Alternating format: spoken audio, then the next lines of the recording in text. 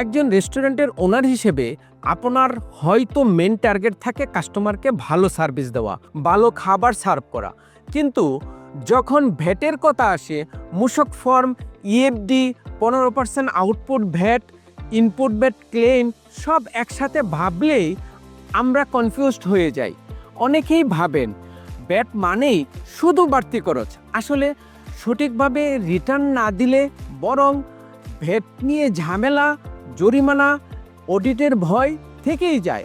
আসলেই একটা রেস্টুরেন্টের গ্রোথের জন্য যেমন food menu, environment, customer service important, ঠিক তেমনি ফিনান্সের ব্যাপারটা খেয়াল রাখাও তো ততটাই জরুরি। কারণ এই ছোট ছোট ভুলগুলোই পরবর্তীতে বিশাল অঙ্কের জরিমানা হয়ে দাঁড়ায়। আপনার ব্যবসার হিসাব নিকাশ যেন ঠিকঠাক থাকে, সেই জন্য একটু সময় দিয়ে নিজের ভ্যাট সিস্টেমটা ভালো করে বুঝে নেওয়া জরুরি। যে কোনো প্রশ্ন থাকলে জানাতে পারেন আমাদের।